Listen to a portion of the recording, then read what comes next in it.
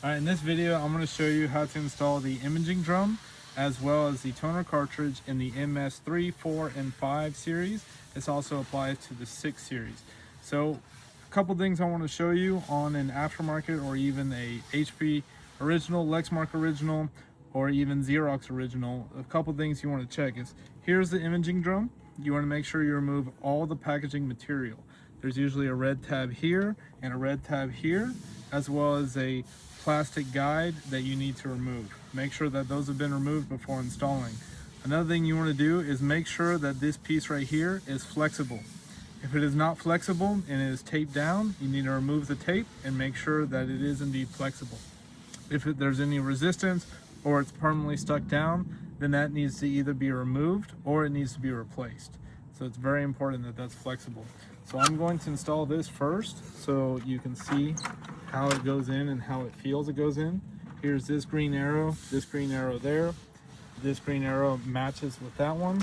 It sits on top of it and it slides in just like that. You want to make sure that you slide it all the way in, and it should be flush with this white piece.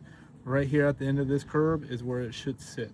Now that we see that this is flexible and is going up and down and is fully inserted into the machine, now we need to look at the toner cartridge. On the toner cartridge, you want to make sure that this right here is flexible. If it is not flexible, then what I recommend doing is holding this in the bottom position and then beginning to slide it in. That will ensure that it will not have the guide in the way during install. Now what you can do is that if this is broken, missing, or anything like that, just make sure that this is back there and this flap is removed. It's very simple, it just snaps right off. Another thing you can do is tape it right here to make sure it's in the open position. This only applies if this is damaged in some form or fashion from attempting to install it incorrectly or attempting to install it with the packaging material there.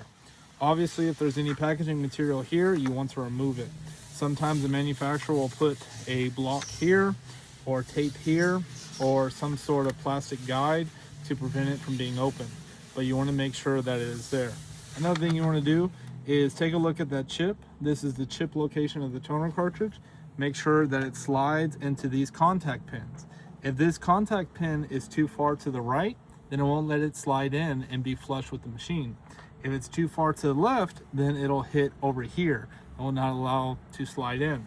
So what you want to do is take a look at this guide here, sit it on top of the arrows just like you did on the imaging drum, and push it in. There will be a little bit of resistance installing it, especially when you're closing the door for the first time. Make sure that it's sitting flush and it's perfectly even. As long as you check those things, everything should be fine. If yours is not sitting flush on this side, like I said, it's very important to make sure that this is flexible and to make sure that these contact points are where they need to be. So let's go ahead and slide that in, just like that. Push that handle in the upward position and close the door.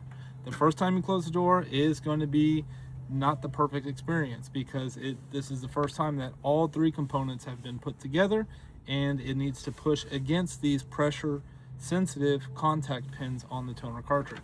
So we're going to close it just like that. You will feel resistance the first time you install it.